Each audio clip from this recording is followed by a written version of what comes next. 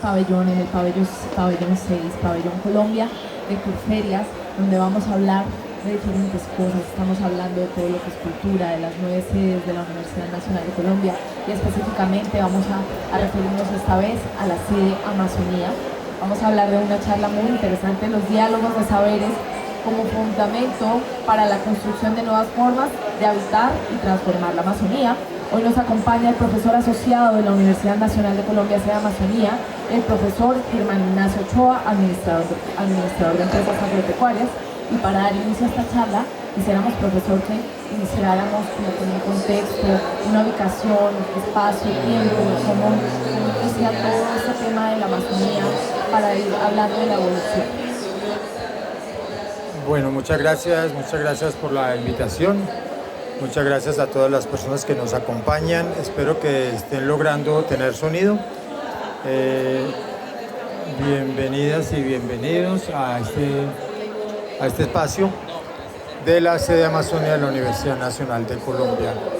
En primer lugar, yo quisiera dar un contexto muy general para entender realmente por qué la Amazonia actualmente tiene tanta importancia a nivel mundial.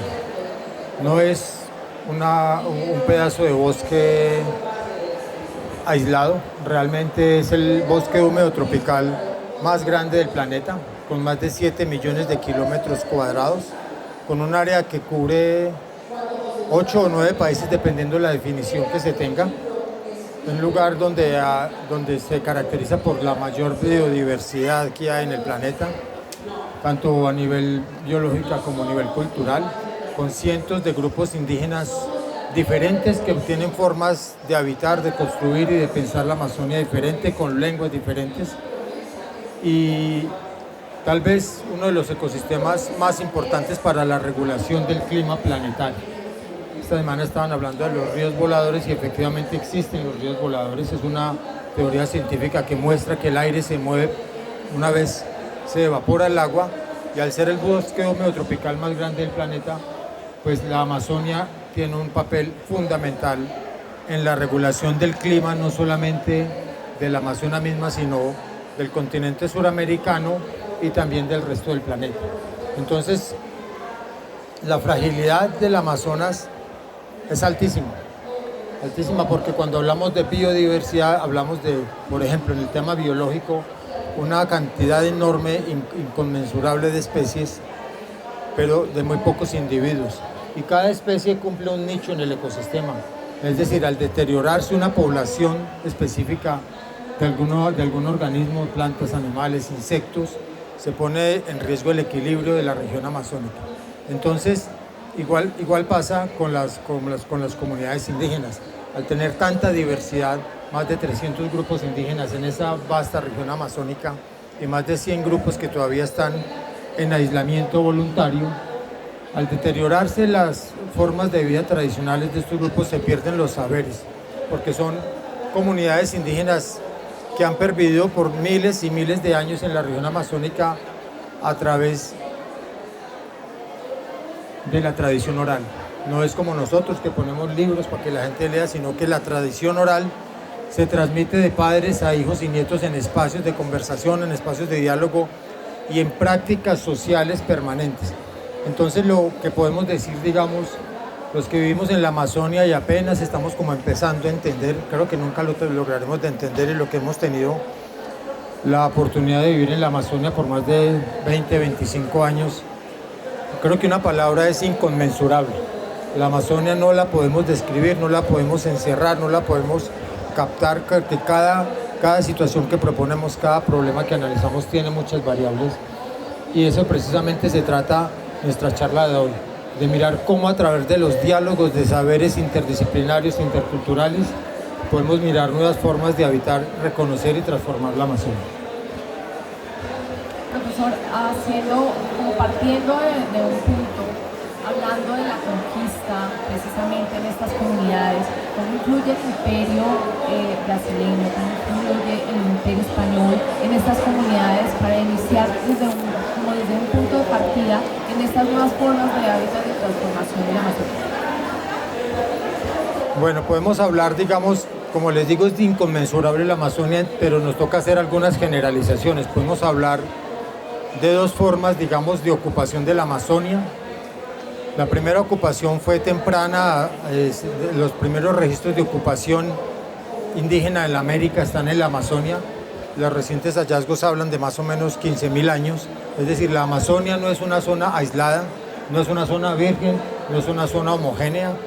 Hay una publicación se llama Amazonia sin mitos, publicada por las Naciones Unidas en 1991, donde muestra 7 mitos que hay sobre la Amazonia. Uno de esos mitos es que la Amazonia es virgen, que la Amazonia es intocada, que la Amazonia es homogénea y que la Amazonia es solamente indígena. Los modelos de ocupación son tempranos y se mantuvieron hasta 1534 más o menos, cuando pasó Francisco de Orellana por allí, de pura casualidad, de pura chiripa pasó Francisco de Orellana, porque venían en una expedición en busca del país de la canela. El libro de William Ospina narra muy bellamente esa epopeya de los españoles subiendo desde Quito las montañas y bajando a la Amazonia, y Francisco de Orellana, que lo mandaron de punta de lanza, pasó por el río Amazonas sin saber que era el río Amazonas, sin saber.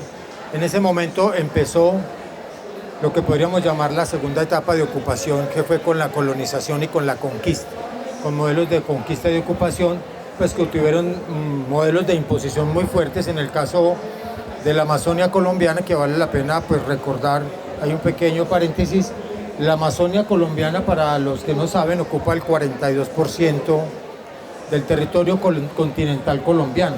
Mucha gente piensa que la Amazonia es un pequeño bosque al lado de Leticia, pero no, ocupa más de la tercera parte del territorio continental colombiano, es selva húmeda tropical en la Amazonia. Y la Amazonia colombiana fue principalmente ocupada por movimientos religiosos, digamos, apoyados o inducidos o motivados por el Estado, mientras la otra porción de la Amazonia, digamos, en la Amazonia brasilera, Brasil tiene la mayor proporción de selva amazónica. De esos 7 millones de kilómetros cuadrados, Brasil tiene más de 5 millones. Es decir, la selva amazónica brasilera es más o menos 5 veces el tamaño de Colombia. La ocupación brasilera de la Amazonia fue principalmente con avanzadas militares.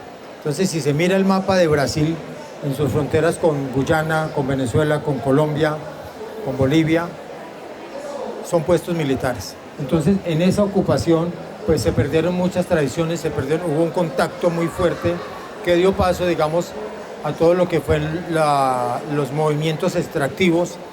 Y el movimiento extractivo o el extractivismo o los procesos extractivos se empezaron a desarrollar en la Amazonia hace más de 200 años, y fue un modelo que empezó a llevar las mercancías de la Amazonia, porque desde el exterior se sigue viendo la Amazonia como una despensa de recursos. Y esa ocupación temprana, digamos, de hace más de 500 años, o no tan temprana porque estamos hablando de la temprana de los indígenas, esa ocupación por la colonización vinculó la Amazonia a los mercados internacionales. Es decir, es equivocado de decir hoy en día que los indígenas están perdiendo su cultura por el celular o por los DVDs o por la televisión por cable. Los indígenas de la Amazonia han estado vinculados a los mercados mundiales desde hace más de 200 años, cuando se impulsó considerablemente la extracción de quina. Luego en los caminos se extrajo la quina, se extrajo el caucho. Luego vinieron los procesos extractivos de drogas, desertaron plantas medicinales.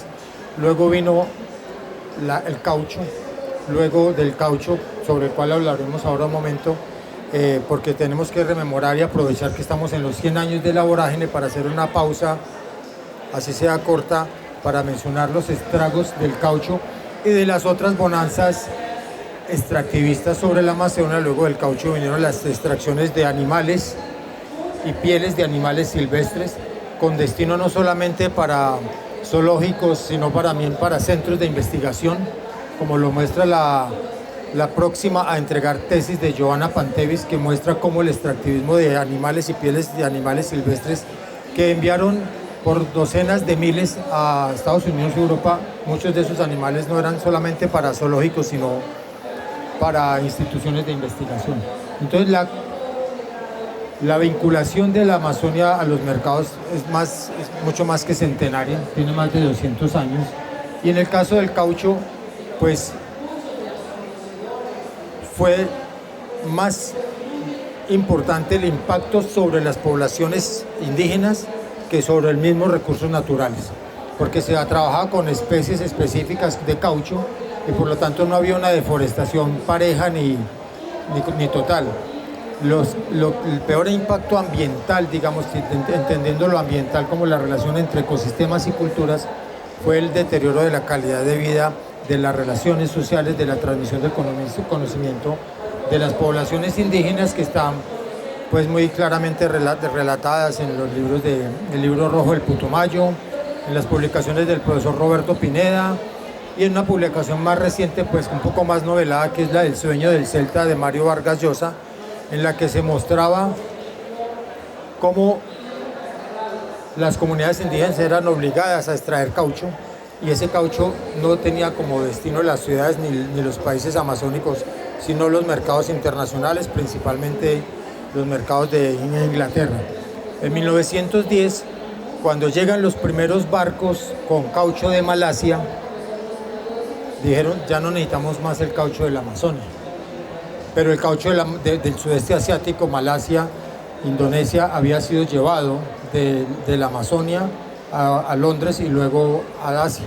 Entonces, en ese momento disminuyó la presión sobre los recursos, sobre el recurso caucho, pero también sobre las comunidades indígenas de la Amazonia y digamos hubo una pequeña disminución de la presión sobre las comunidades indígenas. Presión pues que indiscutiblemente se ha vuelto a incrementar con los procesos recientes, no tanto con los procesos extractivos de lo que llamaban las tigrilladas, que era la extracción de animales y pieles silvestres, sino posteriormente con la bonanza de la extracción de hoja de coca para cocaína, que vinculó definitivamente y de manera mucho más triste y mucho más agobiante y mucho más fuerte a la Amazonia, a los mercados mundiales, porque eso no es una bonanza que se disminuyó, disminuyó en los años 90 cuando hubo una interdicción fuerte sobre el comercio y sobre los capos del narcotráfico en el Amazonas, pero que hoy en día ha resurgido y que ha tenido un impacto absolutamente demoledor en la transmisión del conocimiento de las comunidades indígenas. Yo creo que no está suficientemente documentado el impacto de la bonanza coquera, de la extracción de coca de la Amazonia, el impacto que ha ocasionado no solamente sobre el medio ambiente en términos de la contaminación del aire, de la contaminación del agua subterránea, del suelo, de los cultivos, sino en el deterioro profundo y estructural de las relaciones sociales y de la transmisión del conocimiento de las comunidades indígenas. Partiendo de algo muy importante que usted menciona, profesor, la influencia militar, la influencia religiosa desde Brasil, desde España, el tema del narcotráfico, las nuevas formas de comercio, podemos deducir que se ha deteriorado cada una de estas comunidades o en general la población indígena que hace parte de la Amazonía. Sí, digamos que un primer impacto profundo con el caucho fue la muerte de muchas personas, de muchos abuelos, de muchas abuelas, y en esa muerte, digamos, de esas personas, pues se perdía mucho conocimiento.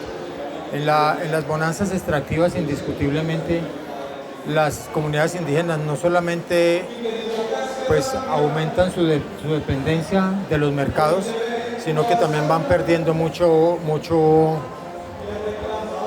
orgullo.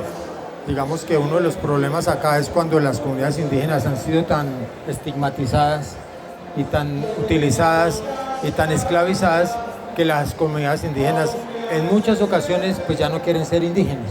En este momento estamos en un momento histórico que puede durar no sé cuánto tiempo, en que las comunidades indígenas están recuperando sus tradiciones, en que están haciendo procesos de fortalecimiento, están procesos de fortalecimiento de las organizaciones, en que están haciendo muchos trabajos y muchos proyectos por recuperar tradiciones y saberes. Miraremos hasta dónde alcanza el impulso, la fuerza, porque también es un movimiento, digamos, pues que se consolida gracias al conocimiento, a la convicción, pero también, digamos, al diálogo que hay con el mundo contemporáneo, ¿sí? Entonces, indiscutiblemente que las bonanzas extractivas ocasionaron un deterioro profundo en los modos de vida, en los saberes, en las relaciones sociales, en las relaciones productivas de las comunidades. También mencionaba, profesor, algo importante era el extractivismo. Hay algo que también llama mucho la atención, es hacer el paralelo entre lo que se comerciaba propiamente con el caucho, si lo hacemos en paralelo con la actualidad, como estamos trabajando, como lo trabajan actualmente las poblaciones indígenas de la Amazonía en la actualidad. ¿Ha cambiado esta forma de comercio? ¿Ha cambiado de pronto el producto para que sigan dependiendo posiblemente de manera internacional de otros países? Bueno, yo creo que es el momento de hacer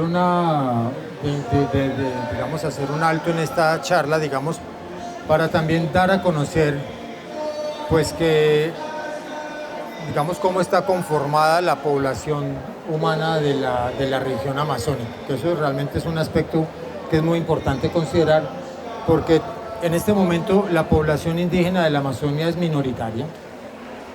De esos 7 millones de kilómetros cuadrados, los cálculos están más o menos en que la Amazonia en este momento tiene entre 50 y 52 millones de habitantes. Es decir, si la Amazonia fuera un país, sería el tercer país más grande de Latinoamérica. Entonces, en esa conformación es muy importante destacar que no solamente las poblaciones indígenas han cumplido un papel muy importante en el mantenimiento de los ecosistemas, sino que también hay otras poblaciones como los caboclos, por ejemplo, que es una población que en Colombia poco se menciona, pero los caboclos son personas que nacieron en la Amazonia, que sus padres son de la Amazonia, sus abuelos son de la Amazonia, han vivido en la Amazonia por 100 o 200 o más años, pero no son indígenas.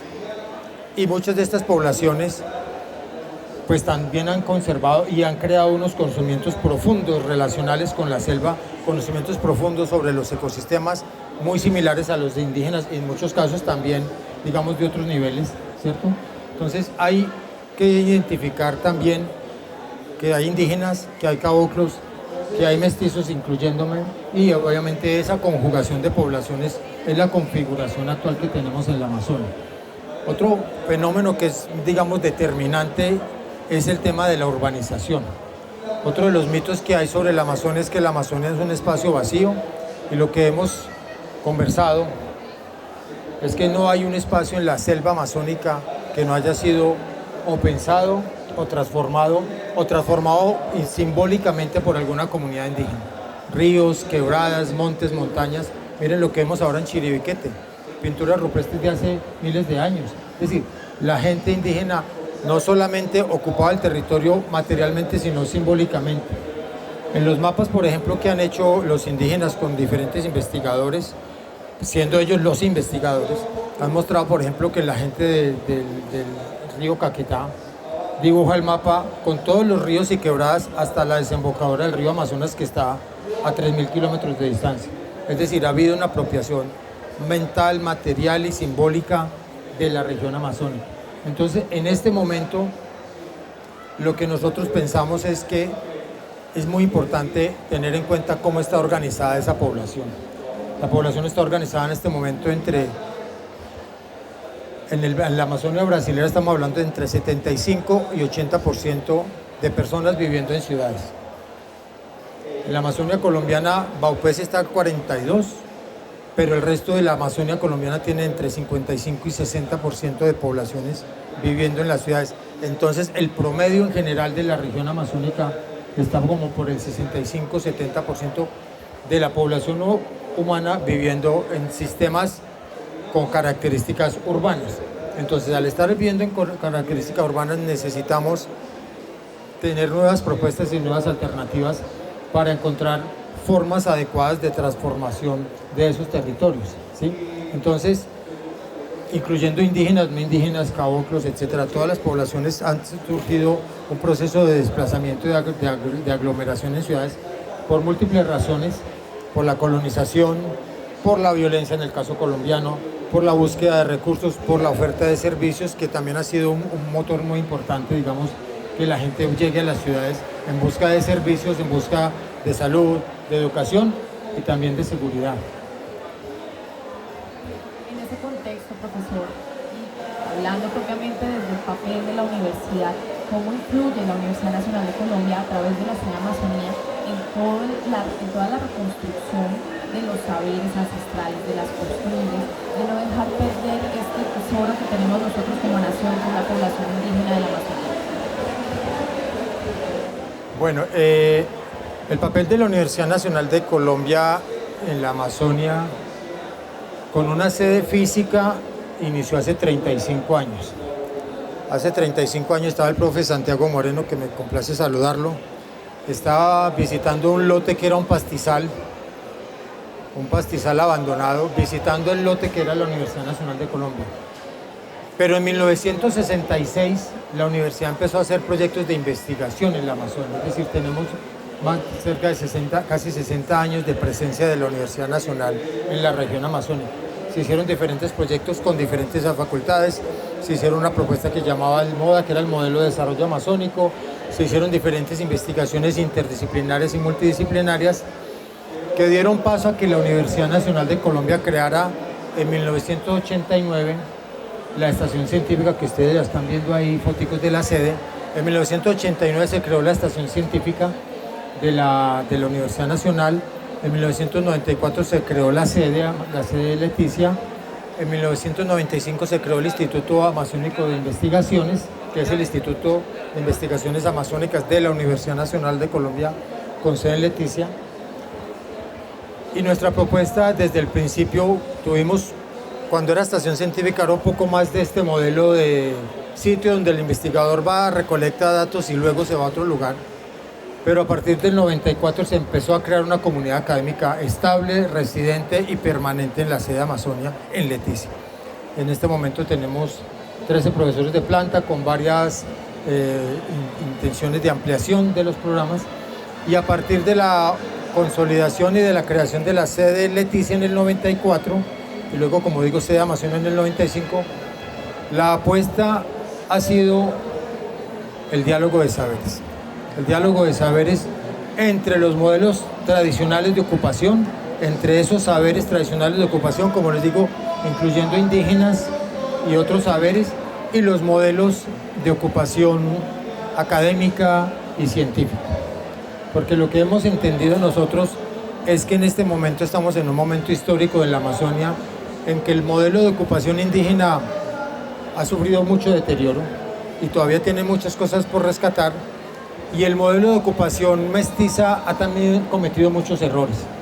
Todos los proyectos de desarrollo extractiva y de desarrollo homogéneo han ocasionado unos impactos muy grandes, no solamente a nivel de la deforestación de grandes extensiones, por ejemplo, para proyectos de ganadería, de palma africana, de soya, de caña, cuyos mercados principales son exteriores, son externos. En este momento el principal, paradójicamente, hace 110 años, cuando disminuyó la presión sobre los bosques amazónicos por el caucho de Malasia, en este momento una de las mayores presiones sobre los bosques amazónicos es China, porque China está consumiendo mucha de la carne que se saca de procesos gigantescos de deforestación en la Amazonia brasileña. Entonces, hoy en día, las presiones principales sobre el deterioro de los ecosistemas amazónicos vienen de mercados externos. En este caso, China, por medio de la carne, de la soya y pues de otras cosas como, por ejemplo, la palma africana y la caña. Son cultivos que tienen unas extensiones gigantescas en la Amazonia brasilera, y los mercados pues no son caña para producir para panela para los locales, sino que es caña para producir biocombustibles. Entonces, en ese escenario donde lo indígena ha logrado mantenerse, porque realmente lo que a uno le sorprende es cómo después de tanta colonización y después de tanta fuerza de la conquista, los indígenas logran mantener sus saberes, sus prácticas, sus costumbres. Y por el otro lado, el modelo de ocupación, digamos, mestizo, pues lo que nosotros pensamos es que tenemos que construir un diálogo. No podemos volver a lo indígena, porque el modelo indígena era un modelo de ocupación para bajas densidades de población, con un acceso a los recursos muy singulares, muy inmediatos, con la economía de subsistencia para sus propias comunidades. Las comunidades indígenas vivían, digamos, de alguna manera aisladas en pequeños asentamientos con una red de abastecimiento cercana, pero hoy en día las casas están nucleadas, ya no hay las grandes malocas, mejor quedan muy pocas de las grandes malocas donde vivían familias extensas. Hoy en día las comunidades indígenas están mucho más nucleadas, y en el caso de la ocupación por los mestizos, pues hay muchos errores que se han cometido. Entonces, tanto necesitamos construir nuevas formas de diálogo para problemas que son urgentes, como por ejemplo la alimentación. La alimentación de la Amazonia es un asunto que es absolutamente paradójico. Decimos que estamos en el bosque más biodiverso del mundo, pero mis cuentas dan más o menos entre el que 60 y 70% de lo que estamos comiendo en la Amazonia es importado. Pero estamos rodeados de un bosque gigantesco. Y muchos de los conocimientos sobre alimentos indígenas, pues los tienen los indígenas, pero no se incorporan a las dietas, siguen siendo cosas muy del paisaje. Y lo mismo pasa con la urbanización. Hay un proceso de urbanización muy fuerte y los materiales de construcción siguen en muy buena medida siendo importados, o cada vez hay una mayor tendencia a usar materiales, y realmente hay muy poco diálogo. Realmente lo que nosotros pensamos es que hay muy poco diálogo entre esas formas tradicionales y las formas, digamos, más modernas. Profesor, para esta reconstrucción de nuestros pueblos indígenas hay que partir del hecho de que tenemos que engranar el conocimiento de ellos, los saberes que también vienen de parte de la colonización, que no todos han sido malos en su influencia. ¿Cómo se ve a futuro esa transformación de los saberes, esa transformación de la Amazonía en las poblaciones indígenas? Bueno, esta pregunta la voy a contestar terminando de contestar la anterior. La Universidad Nacional de Colombia ha tenido por convicción, una convicción en construcción, ¿no? Porque estamos convencidos del diálogo de saberes, pero el diálogo de saberes no es una cosa que uno pueda escribir en un libro y decirle a la gente cómo se hace. Eso realmente se construye día a día. Entonces, es importante mencionar que la sede de Amazonia tiene una red de trabajo grande en la que participan más o menos 80, 90 investigadores asociados a nuestros grupos de investigación, y la sede de Amazonia en las 3 áreas misionales trabaja en el diálogo de saberes. Por ejemplo, en el área de formación tenemos 2 programas que son un programa especial de admisión para que todas las personas de la región amazónica puedan entrar a la educación superior de alta calidad. Ese programa se llama PEAMA. En el PEAMA tenemos estudiantes y recibimos estudiantes de 6 departamentos de la región amazónica. La sede de Amazonia está ubicada en Leticia, en un lugar bastante aislado, de difícil acceso, pero nosotros, siendo una de las 9 sedes de la universidad, recibimos estudiantes pues, de esos 6 departamentos de la región amazónica, que como les decía al principio, es el 42% del territorio. Entonces nosotros recibimos estudiantes de Amazonas, Caquetá, Guaviare, Guainía, Putumayo y Vaupés, de esos 6 departamentos. Ahí tenemos, digamos, cosas que trabajar, como por ejemplo mejorar los mecanismos de admisión, porque el examen de admisión sigue siendo el mismo, y en ese examen de admisión no contemplamos los diferentes saberes. Esa es una tarea en la que estamos en este momento, que por ejemplo el indígena, que es muy bueno en matemáticas y en cálculo dentro de su mundo, pues no le va tan bien en cálculo y en matemáticas dentro de las matemáticas que nosotros sabemos. Entonces tenemos ese programa, el PEAMA, en el que abrimos oportunidad para más de 50 carreras de los estudiantes. Estamos este año inaugurando un programa especial con enfoque territorial, en el que tenemos ingeniería ambiental, antropología. Esos programas, a diferencia del programa PEAMA, en el programa PEAMA los estudiantes entran a Leticia, están 1, 2 o 3 semestres y ahí luego se van a otras sedes. En el programa PAET, que es el programa con enfoque territorial, vamos a tener los estudiantes los 5 años en Leticia. Entonces estamos formando ingenieros ambientales, antropólogos. A mitad de año inauguramos arquitectura y ciencias de la computación. Entonces lo que estamos haciendo es formando los profesionales en esas áreas para toda la región amazónica. A nivel de posgrado tenemos nuestro programa más consolidado, que es especialización, maestría y doctorado en estudios amazónicos, que iniciamos en el año, tenemos 23 cohortes de maestría en estudios amazónicos, y ahí es muy interesante porque, bueno, en los programas de pregrado siempre tenemos obviamente las puertas abiertas para estudiantes indígenas, y es una cosa absolutamente rica porque en pregrado logramos tener en un salón casi medio Colombia, estudiantes de 6 departamentos, estudiantes cuya tercera lengua es el castellano, porque tiene su primera lengua el yucuna, el macuna, el tercero es el castellano, su primera lengua es el maguta. Entonces, la riqueza cultural que se genera en la misma interacción con los estudiantes es muy importante. También ahí trabajamos la investigación desde los primeros semestres, y eso yo creo que es una impronta que tenemos. Yo podría decir que la sede Amazonia, pero también las otras sedes de frontera de la universidad. Los estudiantes de la sede Amazonia empiezan a trabajar en investigación desde los primeros semestres. ¿Por qué? Porque los profesores que trabajamos ahí, todos fuimos, antes de profesores, fuimos investigadores. Entonces siempre estamos inculcando a los estudiantes la investigación. Entonces tenemos un evento que lo acaban de mostrar ahí, la Feria Internacional de la Ciencia y la Tecnología, que hacemos hace 14 años, donde los estudiantes presentan trabajos pues, preliminares, pero trabajos de investigación de primeros semestres. Entonces desde el primer semestre estamos trabajando formación e investigación.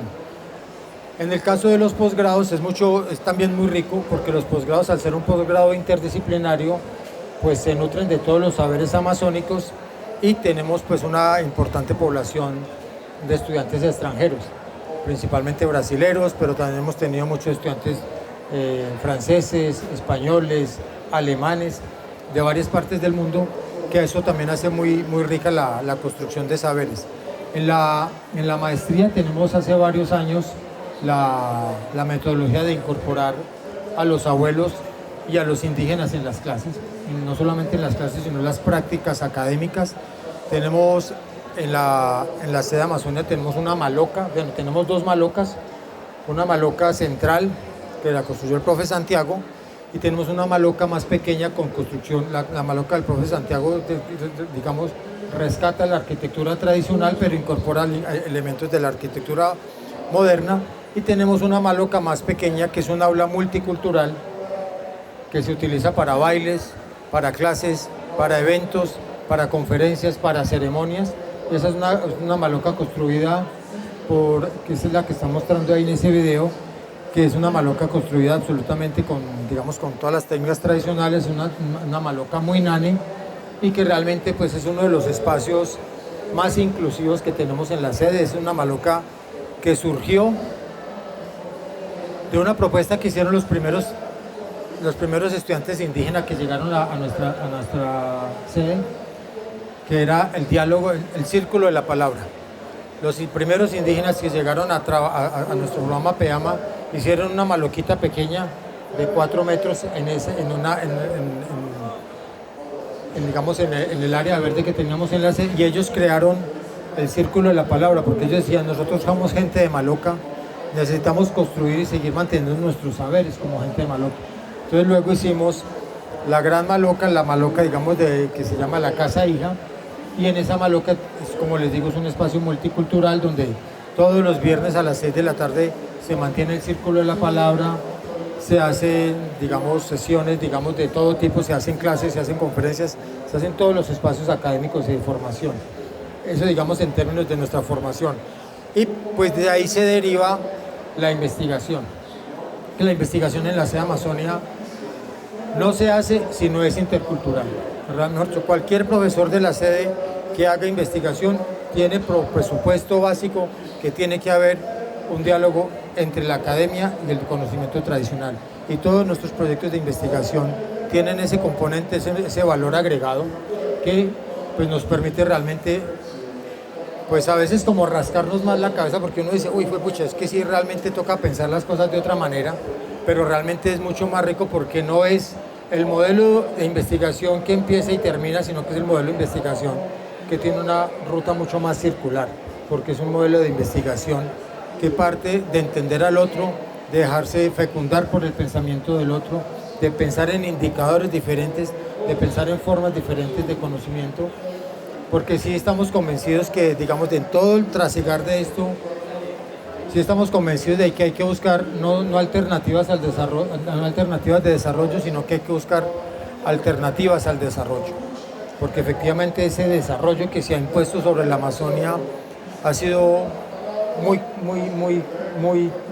criticable, muy tremendo, y en el caso actual muy preocupante, porque realmente el deterioro de los ecosistemas y de las culturas y de los saberes amazónicos es potente. Entonces la investigación en la Amazonia, como les digo, surge desde los primeros semestres con los estudiantes, con nuestros semilleros de investigación. Ahí está, por ejemplo, el profe Abel, que está en la mitad. El profe Abel estudió con nosotros el pregrado en lingüística, hizo luego la maestría en estudios amazónicos y es el primer doctor Maguta de Colombia. Él hizo el doctorado con nosotros en este momento, es profesor de la sede de Amazonia, él dicta cursos de maestría, él dicta cursos de posgrado y es una persona que siempre nos acompaña en todos nuestros proyectos. Al igual que el profe Abel, pues tenemos la fortuna de trabajar pues con muchas comunidades indígenas en un espacio que es absolutamente rico, porque en Leticia, a pesar de que es un pueblo pequeño de 30.000 habitantes, pues hay presencia de más de 14 grupos indígenas.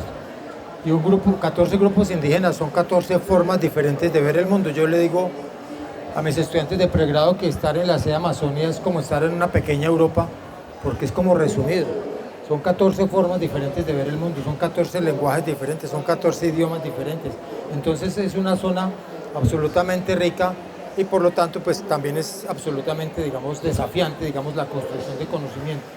Entonces ese diálogo de saberes, que es interdisciplinario, multidisciplinario, transdisciplinario, se alimenta en la formación, en la investigación y en la extensión, indiscutiblemente, pues que todos nuestros eventos se hacen con diálogo de saberes también. Muchos de los eventos, todos los eventos que nosotros organizamos tienen la incorporación del saber académico, el saber científico y el saber tradicional. Cada vez más logramos incorporar cosas tan puntuales como por ejemplo los refrigerios, que eso es una cosa muy pequeña y puede ser mínima, pero lo que lo queremos incorporar alimentos tradicionales en los eventos, eso es un gran logro, porque anteriormente era pues gaseosa con empanada industrial y hemos ido logrando, digamos, en eventos de toda la ciudad que haya incorporación de saberes tradicionales. El año pasado en la sede hubo un evento muy importante que se llamó SALSA, que es la Sociedad de América Latina para las Tierras Bajas, con 500 personas. 500 antropólogos en la sede Amazonia ocuparon todos los hoteles de Leticia, todos los taxis, todos los motocarros, todos los hoteles, todos los restaurantes, y se marcó, digamos, un hito muy importante. Y la extensión, digamos, pues es una de nuestras marcas más importantes en la Amazonia, porque al ser una región vinculada al mundo, pues muchos eventos se quieren hacer en la Amazonia. Entonces nosotros hacemos eventos de todo tipo permanentemente, 3 o 4 o 5 eventos internacionales, y a través de los eventos pues nosotros siempre estamos poniendo por el frente el diálogo de saberes. El diálogo de saberes, ahí está mostrando la ubicación de la sede Leticia en toda la esquina sur de Colombia. Y entonces ahí están las fotos de las primeras construcciones dirigidas por el profe Santiago Moreno, que está aquí con nosotros. Entonces para nosotros todos los eventos de extensión es una forma de reforzar y de realzar la importancia de respetar al otro. Ese es el punto de partida, respetar al otro, si sea académico, si sea indígena o no tenga una formación. Realmente ese es nuestro punto de partida. Entonces es muy importante en ese punto, y yo creo que una cosa que es muy importante mencionar es el camino que nosotros hemos recorrido para mostrarle a la sociedad amazónica la importancia de la academia. Porque durante mucho tiempo a nosotros nos dijeron que la Universidad Nacional era una rueda suelta en el engranaje político de Leticia. Es decir, no nos podían meter la mano. Qué pena por la expresión. Entonces nunca nos ponían mucha atención, siempre pensaban que la Nacional era un ente aislado, que no producía conocimiento. Y a partir de nuestros programas de pregrado y de posgrado hemos empezado a incidir en que la comunidad local cambie. Ahora tenemos, por ejemplo, el trienio pasado, el gobernador encargado varias veces fue un egresado de la sede. Hoy en día tenemos varios concejales, tenemos varias personas trabajando en las secretarías, pero un hecho muy importante, digamos, no por la magnitud del dinero, sino por el hecho mismo, fue que el año pasado, después de varias solicitudes a la alcaldía de Leticia para que nos redujeran, para que nos eximieran del impuesto predial, logramos convencer a la alcaldía y al consejo municipal que no nos cobraran el impuesto predial, y esa plata nosotros la invertíamos en estudiantes. 35 millones al año no es mucho, pero es el hecho de que el consejo municipal dice, ¿sabe qué? sí me interesa la educación superior, sí me interesa la Universidad Nacional como proyecto de mejoramiento, sí me interesa que apoyemos con esta plata a los estudiantes. Entonces fue un hecho histórico porque lo habíamos hecho muchas veces y no lo habíamos logrado, y en este momento, después de 35 años, logramos que la sociedad amazonense, digamos en el caso ya más particular de Leticia, dice, ¿sabe qué? Sí me interesa la universidad como proyecto de mejoramiento y como proyecto de desarrollo. Entonces, en síntesis, la Universidad Nacional de Colombia en Amazonia trabaja en las 3 funciones misionales. Como digo, no solamente somos los 13 profesores, sino que es una red de entre 80 y 90 profesores que trabajamos en la Amazonia en estas 3 áreas. Aquí nos acompañan 3 profes de la Facultad de Artes con los que estamos haciendo un proyecto muy bonito de comunidades anfibias, y ahí están arquitectos, artistas, diseñadores gráficos, diseñadores industriales, el profesor estrella de la sede en temas de limnología, que es el profesor Santiago Duque, y varios coinvestigadores locales. Entonces, realmente tenemos un trabajo que yo considero que es bastante grande y que pues estamos haciendo, digamos, la tarea de convencer al país de la necesidad de una nueva forma de evitar la Amazonia. Qué importante es ver la Universidad Nacional de Colombia a través de los ojos de la Amazonía, a través de los ojos de los profesores y de la investigación que se hace en esta región del país.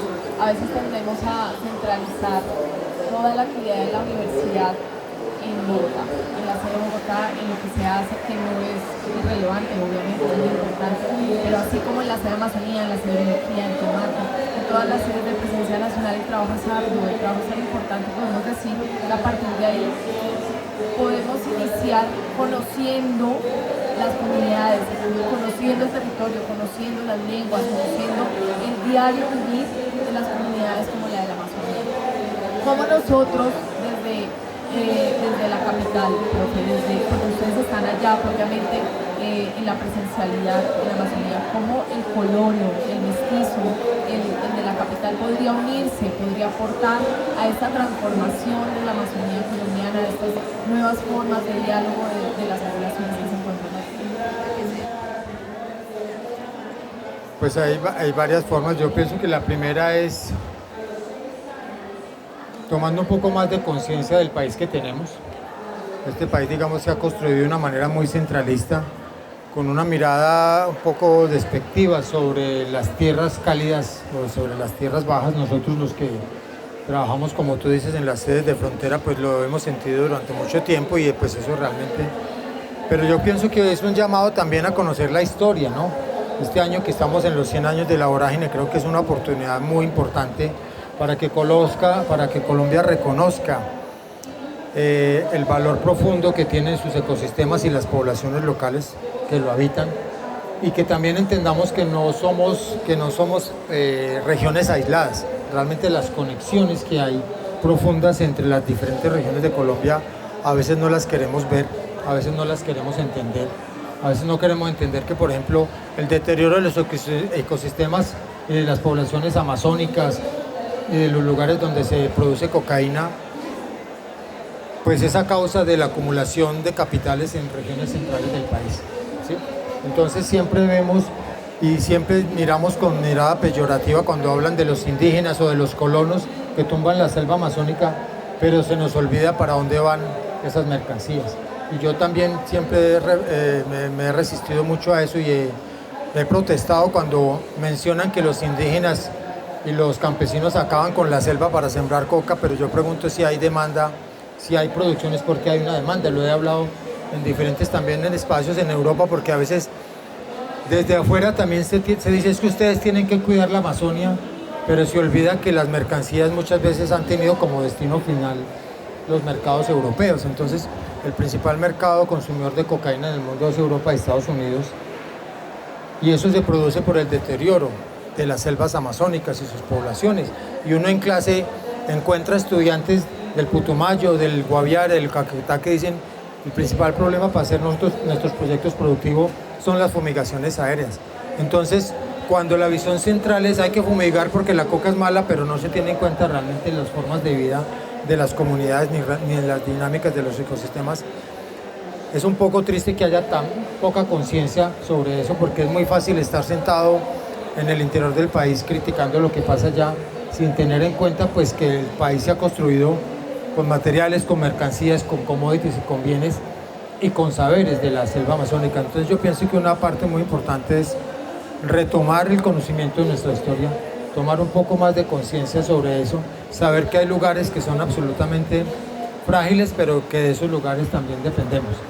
Y yo pienso que la valoración de las tradiciones y de las costumbres no puede ser un asunto ni de momento, ni de época, ni de estereotipos, porque también hay muchos imaginarios equivocados sobre la región y todavía hay siempre cierta, digamos, arrogancia sobre lo que nosotros tenemos derecho y las poblaciones locales no tienen derecho. Entonces a veces se piensa que por estar en la Amazonia las comunidades indígenas o los pobladores locales no tienen o no tenemos derecho a hacer ciertas cosas. Entonces se piensa que son lugares que se tienen que dejar un poco al margen de, digamos, de bienes y servicios. Lo experimentamos durante todos estos años en pandemia y todo eso con el internet, que la gente decía, no, de malas, ustedes no tienen internet, como si eso no fuera un derecho de la gente como cualquier ciudadano del país. Entonces esa parte, digamos, de transformar esos imaginarios equivocados sobre la región, pero también de conocer más sobre lo que ha significado nuestra historia y los platos rotos que ha puesto la Amazonia para la construcción del país.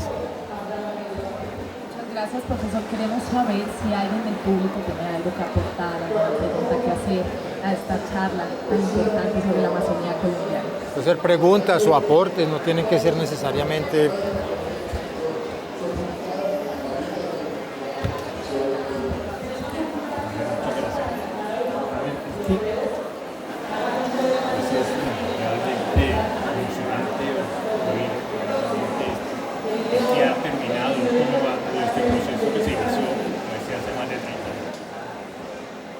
Hay dos cosas que quisiera que me aclararan. Uno va a ser el impacto de este programa de gobierno de Universidad en los Territorios, donde hay un quiebre, digamos, dentro de la papel que puede jugar, digamos, esta sede. Estas sedes han sido marginales para la sede, para la Universidad Nacional. Es decir, yo creo que es un trabajo desde afuera hacia el interior, digamos, que se entienda que la Nacional, que se mira adentro, esta sede central, pero no mira hacia afuera. De hecho, estas sedes se comenzaron siendo sedes de frontera.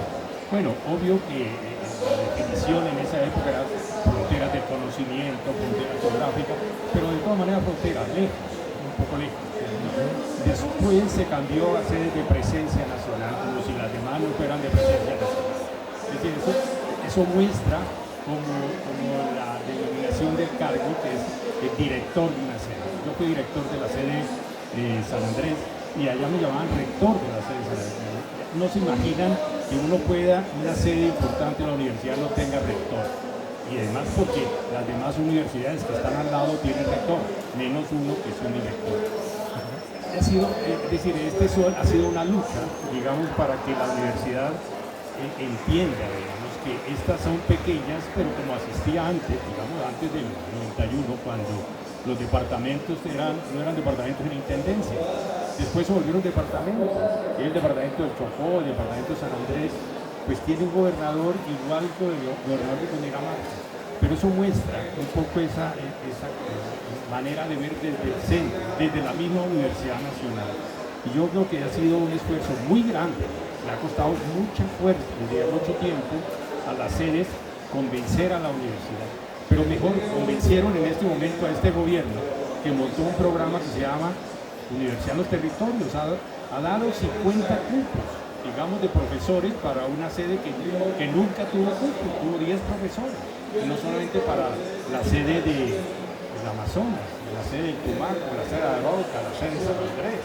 Es decir, esto es una transformación que se ve en este momento, digamos, donde estamos en el pabellón de los saberes, donde tenemos estas 4 sedes acá alrededor, todas con una gran cantidad de producción académica, científica y todo lo que Germán nos ha contado. Digamos que es un comienzo, es una oportunidad que se tiene en este momento, que no sé cómo lo van a resolver, no van a hacer, dónde van a meter 50%.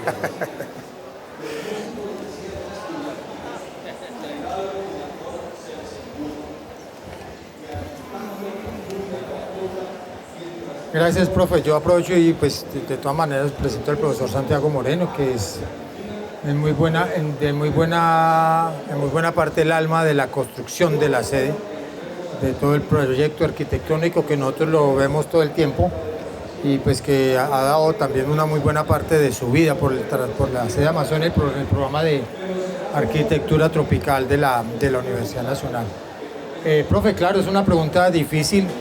Pero es una expectativa grande porque efectivamente, como usted lo dice, pues fueron sedes marginales durante mucho tiempo. El país tenía una deuda histórica con estas sedes. Nosotros pasamos de, como usted dice, 10 profesores. Los últimos que entramos fuimos en el 2008. 3 profesores que entramos en el 2008, desde el 2008, y eso porque se salieron 3 profesores y nos dieron 3 cupos a nosotros. Pero la sede Amazonia tenía 10 profesores, como usted lo menciona. Ahora felizmente con este gobierno pues logramos convencer al gobierno porque eso fueron varias reuniones con parlamentarios, en varios eventos con parlamentarios de las sedes de frontera, con los de la Orinoquia, con los de Caribe, haciendo lobby para que el gobierno entendiera que es que no estamos hablando de una sede de 13 profesores, sino del 42% del territorio nacional. Entonces cuando el gobierno dice vamos a ampliar la planta docente y vamos a crear carreras propias, le está diciendo a la sociedad, al país y a la sociedad regional, si nos interesa. Porque si bien nosotros tenemos el programa PEAMA, que es un programa muy exitoso, porque hemos formado más de 2.000 jóvenes, los jóvenes se tienen que mover. Y mucha gente nos había dicho, sí, está muy bien el programa, pero por favor, que la universidad tenga carreras completas en Leticia, porque mucha gente no tiene posibilidad de moverse. Mucha gente que vive ahí no se puede ir de Leticia, tiene que estudiar ahí. Entonces nos abren los nuevos programas y nos hacen la oferta de cupos. La oferta de cupos es todo un desafío. Felizmente va a ser gradual, no van a ser todos de una, van a ser 10 profesores por cada año y estamos precisamente definiendo todo el tema de espacios físicos, de espacios docentes y de perfiles, porque también indiscutiblemente nosotros tenemos 3 áreas de investigación en la sede que son ecosistemas, biodiversidad y conservación, historias y culturas amazónicas y sostenibilidad, urbanización y región. Estamos en este momento diseñando una 4ª línea que es en salud, que es una línea que pues a todas luces se cae de su peso y obviamente con el tema de la pandemia hubo mucho más relevancia de crear una línea de investigación. Entonces en este momento estamos en definición de perfiles, en definición de los cupos para qué áreas serían y en revisión indiscutiblemente de espacios físicos porque pues es una pregunta que tenemos. No obstante, pues también hemos pensado que tener los 50 profesores más en Leticia para nosotros es de alguna manera seguir creando una comunidad de élite de profesores en Leticia y dejando nuestras áreas de trabajo, si bien las trabajamos en Caquetá, en Putumayo, en Vaupés, también un poco descuidadas. Entonces en este momento también estamos conversando, digamos, de qué manera logramos seguir trabajando en esos departamentos, porque la sede Amazonia tiene trabajos en Amazonas, en segundo lugar en Caquetá, en Putumayo, en Guaviare tenemos trabajos, varios de los profesores, como usted sabe, tienen trabajos en esos lugares, es decir, cómo seguimos aumentando nuestra presencia en esos lugares y mantener nuestras cohortes. En este momento estamos iniciando una conversación que puede ser larga, esperamos que no sea muy larga, de por ejemplo abrir un programa de maestría con el Instituto Sinchi y con Parques Nacionales para hacer la maestría en los 6 departamentos de la región amazónica. Ya lo habíamos hablado con la directora y pensando en esos nuevos profesores, cómo logramos formar los investigadores que tienen pregrado en el Sinchi, en Parques Nacionales y que están en Guaviare, en Caquetá, en Florencia, en Mocoa, en nuestros estudios amazónicos. Entonces efectivamente estamos trabajando, ha sido una cosa, profe, como que nos cayó así de encima porque nos dijeron tienen que abrir los programas ya y tienen que hacer esto ya y tienen que buscar los cupos ya. Entonces, además de todo lo que tenemos por hacer, todos nuestros proyectos, nuestros pregrados, nuestras clases, nuestras investigaciones, hemos tenido que triplicar nuestro trabajo para definir todas esas nuevas cosas que llegan. Es indiscutiblemente un logro que yo pienso que se ha obtenido por el discurso de presidencia, pero también porque con la rectora hicimos lobby durante varios años, inclusive antes de que estuviera el presidente Petro, nosotros habíamos hecho varios solicitudes al gobierno nacional para ampliación de cupos y es una tarea que se venía haciendo hacía más o menos como unos 3 años y medio. En este gobierno, pues que es el gobierno, digamos, que mira mucho más los territorios, lo logramos. El presidente Petro, cuando estuvo recién posesionado en octubre, me dijo que creáramos la Facultad de Arquitectura Indígena, y yo inmediatamente pensé que eso tendría que ser una cosa más de diálogo de saberes y no Facultad de Arquitectura Indígena, pues porque precisamente estamos convencidos de que tiene que haber un diálogo en todo sentido. Pero bueno, estamos en este momento en esa coyuntura y estamos haciendo las reuniones y la planeación para dar respuesta a eso. Una de las preguntas, profe, clave, ahí digamos es, como le digo, el tema de la infraestructura. Estamos mirando con mucho cuidado el tema de la infraestructura, pues para mantener, digamos, toda la propuesta arquitectónica de la sede, pero indiscutiblemente estamos pensando en que hay que buscar algunos espacios en la ciudad de Leticia, por ejemplo, para algunos temas administrativos, por ejemplo. Y como le digo, también la conversación está, digamos, de qué manera logramos movilidad de los docentes en los otros departamentos donde tenemos menos presencia física. Muchas gracias, profesor. Muchas gracias. Es que oyéndolos a los dos hablar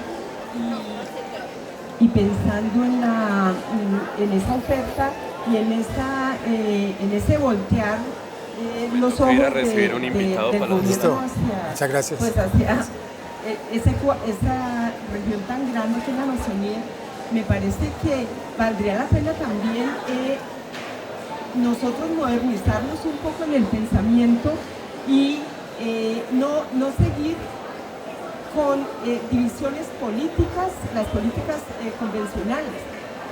¿Por qué no gente de centro, gente de agua y gente de arriba? Es decir, la universidad o la sede de Amazonía, tener esas divisiones y no por departamentos. Bueno, eso me parece que podríamos también irlo pensando. Claro, indiscutiblemente. Sí, profe, indiscutiblemente. Yo creo que ahí ha habido avances importantes en esos diálogos que nos han ido permeando mucho, no solamente, como yo digo, a los antropólogos, sino a todos, en términos, digamos, de unas divisiones que son, pues las divisiones político-administrativas de la Amazonia y del país, digamos, tienen muchas críticas. Desconocen, por ejemplo, todos esos territorios que están organizados a través de plantas sagradas, de productos sagrados, de saberes sagrados, de movimientos sagrados, pues que no obedecen al límite, a la quebrada o a la raya geográfica, sino que realmente obedecen a otras formas de configuración del territorio. En el caso, por ejemplo, de los Maguta, porque oficialmente ya no se dice Ticuna, sino Maguta, porque ya el nombre oficial es Maguta, pues efectivamente los países Colombia, Brasil y Perú reconocen el territorio Maguta, pues porque es la nación Maguta, que son indígenas que tienen un territorio, pues que no le interesa la raya que vive la raya Leticia Tabatinga, Papaporis Tabatinga, porque es una raya absolutamente arbitraria que desconoce efectivamente todo el territorio de pensamiento. Realmente aquí hay una cosa que es muy bonita, y gracias por decirlo, y es cómo el pensamiento de uno llega hasta donde el territorio llega hasta donde uno puede lograr el pensamiento. Entonces, indiscutiblemente que es una cosa que podemos seguir trabajando y que podemos seguir, digamos, proponiendo para cambiar esas cosas. Nosotros, por ejemplo, proyectos de regalía competimos con el Huila y con el Tolima, pues porque es la región sur que se inventó planeación nacional. Entonces, esas son cosas muy complicadas dentro del ordenamiento físico del país, porque desconocen pues todas las otras dinámicas. Muchas gracias. Bueno, pues para este diálogo tan importante se nos hace corto el tiempo. Hemos terminado ya justo el punto a partir de este momento. A todos ustedes queremos agradecer participación en esta charla tan importante, al profesor Germán Ochoa por su participación también, para contarnos un poco, para traernos un poco en lo que es la Amazonía colombiana, para ver un poco la transformación de la Amazonía. Esperamos que sigan participando de las demás charlas y de la agenda que tienen para la Feria del Libro en la Universidad Nacional de Colombia. Nos vemos en una próxima oportunidad.